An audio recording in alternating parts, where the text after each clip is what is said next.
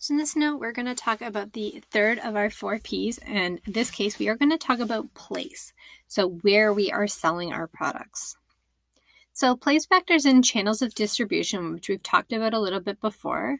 So place refers to where we sell our products and how we get our products and services to customers, right? It's not just important that you can go to the store to buy something. It's also important for the business to make sure that those items make it to the store or make it to the customer. When we talk about distribution, we're describing how we get our product into the customer's hands. Now, sometimes our distribution can be direct to customers. For example, they order it online and it ships right to their house. Or it could be indirect. They go into a grocery store and buy some bread.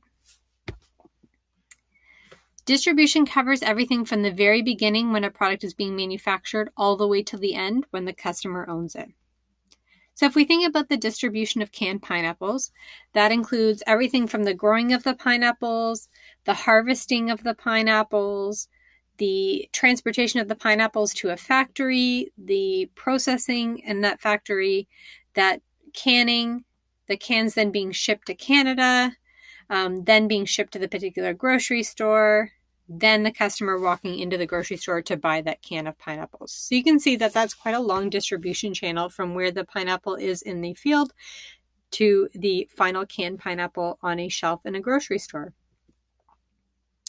When we talk about distribution, it involves a lot of trade-offs, so making a decision between more than one alternative. There's advantages and disadvantages to each. So like anything, you have to think about which is the best for you because nothing will necessarily be perfect. So an example of a trade-off here is if we sell the product ourselves, we keep more of the profit, but we may reach less customers. So a good example of this would be Apple computers. Apple, if you want to buy an actual MacBook, right, or a MacBook Air, you have to go to a licensed reseller or Apple directly. Why would a business sell their product directly? Well, if I sell it to you and I charge $100 and it costs me $50 to make, I get to keep all $50 as profit. But the problem is if I'm a small business, it may be really hard for me to reach all of my customers. If I let other businesses sell my products, we may sell more but need to share the profits with them. So if my product costs $100, but now I'm having Best Buy sell my product, right? Best Buy is going to want money in order to sell it. Best Buy is not going to sell my product for me for free. So if it costs the customer $100, but it costs me $50 to make, maybe now I'm splitting the profit with Best Buy. So instead of making $50 for each one I sell, I'm only going to make $25.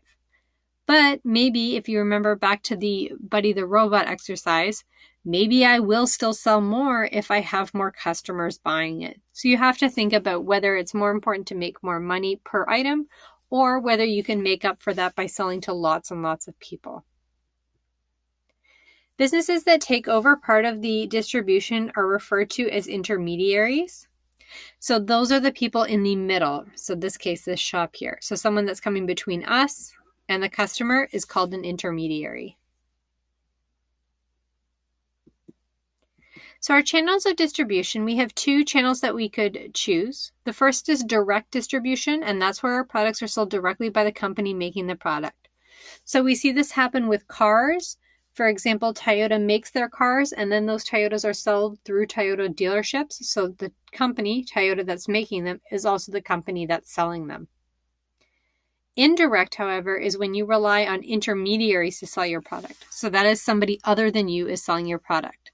So Best Buy is a really good example, right? Samsung makes TVs. They sell it to Best Buy. Best Buy sells it to you. Grocery stores, right? If you want to buy spaghetti sauce, right? Classico sells their spaghetti sauce to the grocery store, to Freshco. Freshco sells the spaghetti sauce to you. They're an intermediary, someone in between you and the customer. What's also important is the level of distribution that we have. So the first level of distribution we have is what's called intensive distribution. Intensive distribution means that you can find the product everywhere. Coca-Cola is a great example of a product that you can find everywhere, right? If I had to leave my house right now and go look for a can of Coke, I could probably find that in loads of places near my house. Maybe I walk to a community center and there's a vending machine there. Every pharmacy and convenience store is going to have it. Every grocery store, gas station, restaurant, right? Coca-Cola is everywhere. We consider this intensive distribution. The next level of distribution is selective distribution. So selective distribution is like your medium level of distribution. In selective distribution, the product is in multiple locations, but only where it makes sense. So for example, if I wanted to buy a new mattress, I could probably find mattresses in many different locations, but really only places related to selling furniture. So I'm either going to find it at a mattress store that specializes in mattresses, or I could go to a furniture store that sells beds and bedroom furniture and also find mattresses there. The very last level of distribution we have is exclusive distribution. So in exclusive distribution, you are going to have a product that is only available at very specific locations. That is, it is hard to find. So if I wanted to buy a Rolex, for example, I'm not going to be able to find it at any jewelry store. I'm only going to be able to find it at a very small number of specialty jewelry stores. It's exclusive. Only specific locations will sell that product.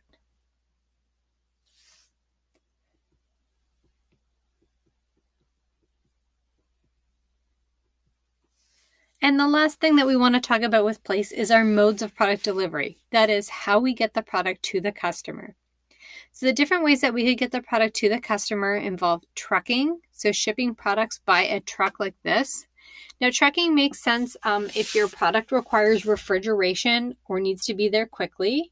Most places have roads. The problem with trucking is that it is quite expensive to do.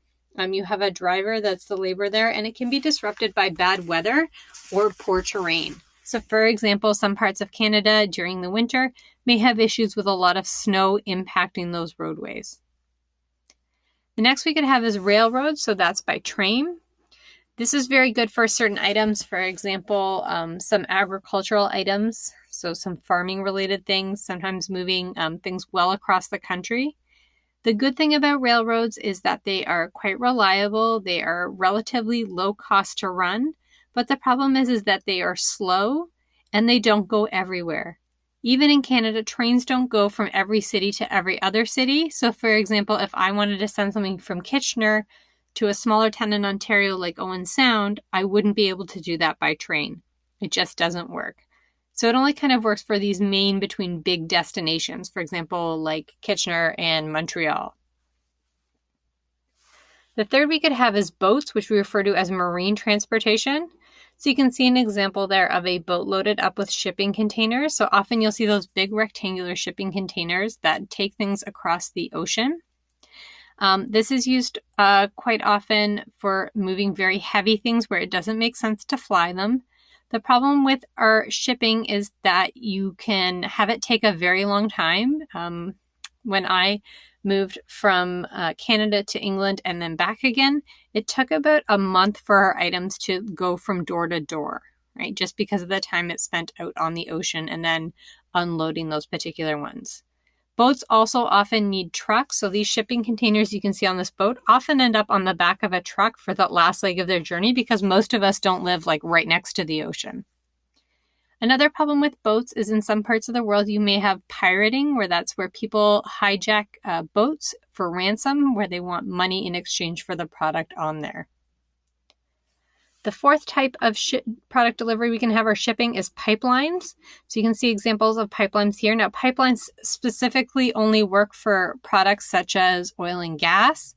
You know, you're not going to get milk piped into your home. You can't get TVs shipped by pipeline. That really doesn't make sense. But they are quite effective when they can be built. That said, they are still subject to disruptions from the environment. So, for example, an earthquake or from people playing around or messing with sort of like terrorism, messing with your pipelines may also affect it negatively too. The last mode of product delivery we have is airplane. Airplane is very common for things that we need there to be high speed. So you can see here, this is a FedEx plane. So if you wanted something shipped quite quickly, plane would make sense. So if you've ever bought cut flowers or you've seen them advertised for like Valentine's Day, those flowers are usually shipped by plane because if we ship them by boat, they would take several weeks to get here and the flowers just would not be in a good condition to sell when they got here. Planes are very expensive. They're actually one of the most expensive ways to ship something, but they are also the fastest. So that would be the trade-off there.